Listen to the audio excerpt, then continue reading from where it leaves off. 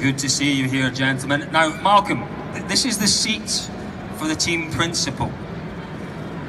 Now, remarkably, that's Junior next to you these days, isn't it? A lot of people obviously recognise and know Malcolm Wilson from his exploits on the stages, but perhaps more importantly, his exploits leading the M Sport Ford World Rally team. But Malcolm, a change for 2019. The man sitting to your left is taking over. Yeah, big change. You can imagine a big change for me, obviously, after what I think is now, I've been doing it 22 years or something like that. Well, I'm still going to be around, and you know, I do plan to still go to rallies, but obviously we've had two fantastic seasons with Sebastian, and you know, I wouldn't swap them for anything. But to be honest, my priority now is M Sport. You know, there's 260 odd employees in Cockermouth, there's 55 in Poland. We've got a lot of different projects happening. We've just launched a new Fiesta R2. We've got a new Fiesta R5 coming in July.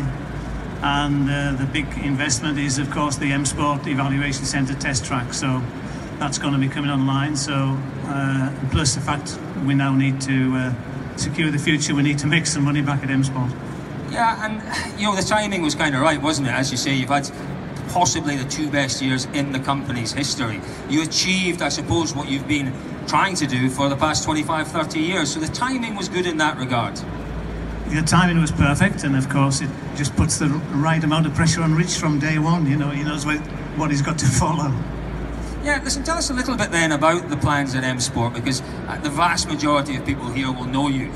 Ford relationship in 2019. I think that's the one thing we couldn't do what we do for sure without the backing of Ford. You know, the great support for things like the R2, the R5 that's coming this season, and also we get fantastic technical support now from the US. So that's another thing that, you know, really, you know, we went a difficult period. Should we continue in WRC? But you know, when you've got that type of support from the technical side, and you know that you've got a car that's capable of winning.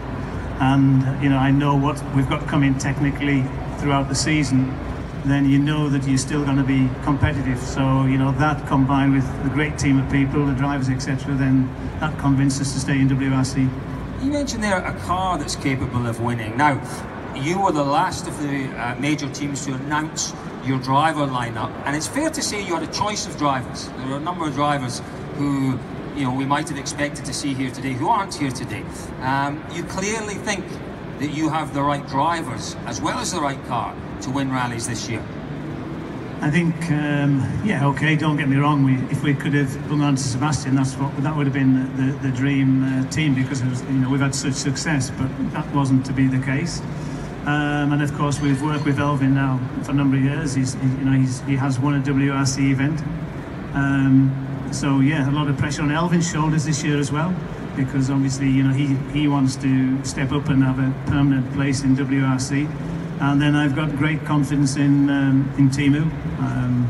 Okay, he's done very few events, but so it's a team basically building for the future. You know, we go back 10 years or so, and you came very close to signing Sebastian Loeb. I think it was 2006, wasn't it? What can you tell us about the negotiations with Loeb this year? How realistic were the negotiations? Was there an opportunity there? Was there a chance we might have seen him in the Blue Oval? Yeah, I mean, we did have a discussion, but to be honest, you know, there wasn't really any chance of him really joining us because of the situation that we were in. But yeah, it would have been great to have him for a few events. But it's just great to have him back in the championship, and you know, to think that he's doing Monte Carlo in Sweden. Yeah, it's going to be interesting to see what happens after that. I know he's only scheduled to do 6 events, but I can imagine if he does a good result in Monte Carlo in Sweden, then who knows? Yeah, who knows? Malcolm, are you ready to give up the principal seat yet? Because that is the principal seat today. Can we swap seats? I'm happy to step down now, Colin. If you'd like me to walk the stage now, I'm happy to do it. No, I don't want you to leave the stage, but it would be an honour actually to witness you stepping and officially swapping with Junior next to you. So let's, ladies and gentlemen, Malcolm Wilson, officially we weren't seeing the spark from yourself. How frustrating was that for you?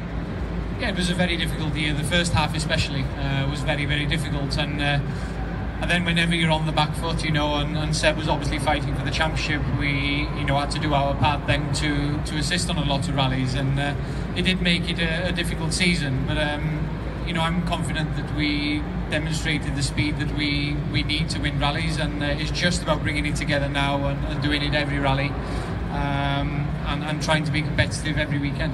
How difficult is that? I mean, what do you do to deliver those results every rally? This is different from what you did last year. Well, I think towards the end of the season we definitely sort of relaxed and driving a lot more faith in what we were doing, and I think I can definitely carry that forward into the new year. I'm pretty sure I know exactly what I need to do, so I'm really looking forward to it. I think a lot of the British rallying public will remember, Elvin, in particular, 15 months ago, Lake Brennig in North Wales there. Let's just go back to that for a minute.